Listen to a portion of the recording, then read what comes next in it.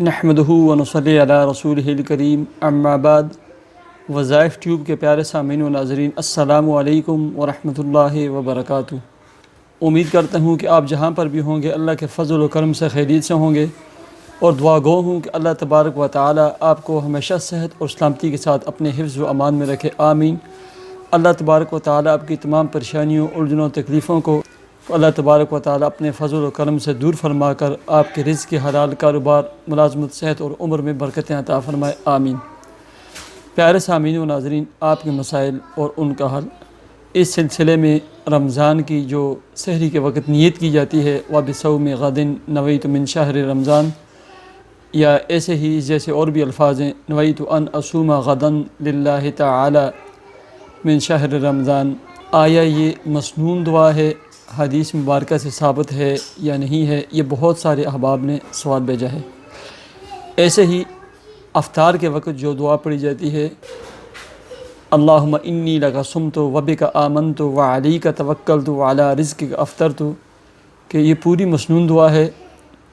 اگر مسنون دعا ہے تو کون سی کتاب میں ہے، اور اگر نہیں ہے تو افطار کے وقت کی مسنون دعائیں کون کون سی ہیں؟ یہ ہمارا سوال ہے۔ پیارے سامعین و ناظرین، ویڈیو کا آغاز اور جواب دینے سے قبل میری اپنے تمام سامعین اور ناظرین سے گزارش ہے، اگر آپ نے یہ ہمارا اسلامی چینل جس پر وظائف، مسنون اذکار، مسنون دعائیں اور آپ کے مسائل اور ان کا حل پر ویڈیوز بنا کر آپ کی خدمت میں خدمت خلق اور صدقہ جاریہ کی نیت سے شیئر کی جاتی ہیں، اپلوڈ کی جاتی ہیں، اگر سبسکرائب نہیں کیا تو ویڈیو کے نیچے ریڈ سرخ کلر کے سبسکرائب کے بٹن کو پریس کر کے بیل آئیکن کے بٹن کو ضرور پریس کیجیے۔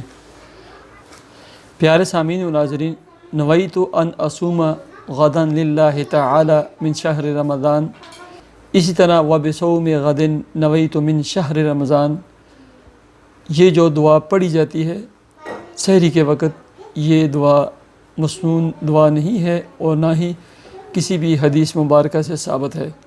یہ دعا کسی حدیث سے ثابت نہیں ہے، بلکہ یہ سہولت اور آسانی کے لیے سحری کے وقت نیت کے کلمات اور الفاظ ہیں، صرف سہولت اور آسانی کے لیے سیکھے جاتے ہیں، سکھائے جاتے ہیں، پڑھے جاتے ہیں اور پڑھائے جاتے ہیں۔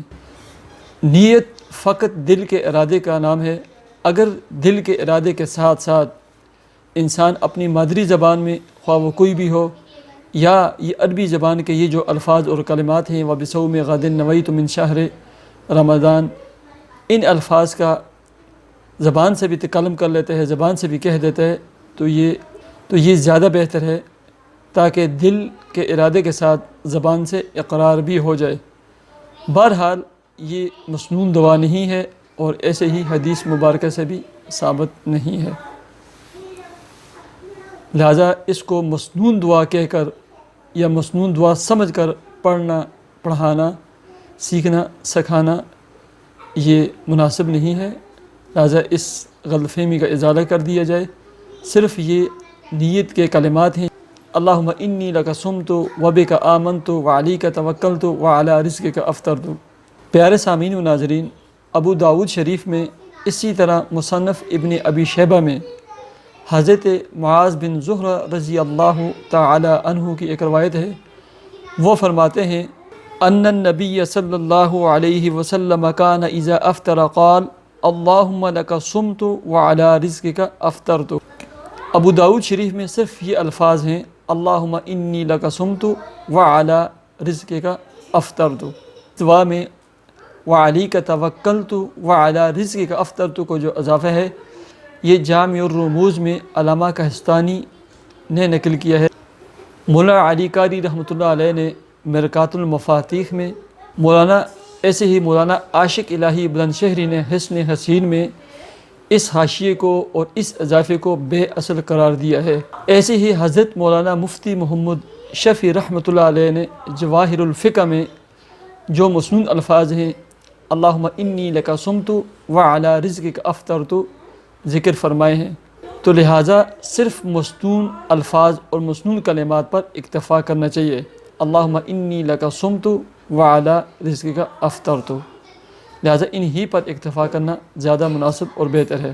اسی طرح سنن ابو داود شریف میں ایک دوسری دعا ہے جو افطاری کے بعد پڑھی جاتی ہے، ذہب الظمأ وابتلت العروق وثبت الاجر، پیاس چلی گئی، رگیں تر و تازہ ہو گئی اور اجر ثواب ثابت ہو گیا، حاصل ہو گیا، مل گیا۔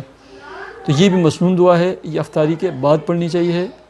اور افطاری سے جو پہلے کی دعا ہے وہ اللہم انی لک صمت وعلی رزقک افطرت، لہٰذا ہمیں چاہیے کہ مسنون کلمات، مسنون الفاظ پر ہی اکتفا کریں۔ اور علامہ کہستانی نے جو جامع الرموز میں حاشیے میں جو اضافہ ذکر کیا ہے اس سے ہمیں احتراز کرنا چاہیے۔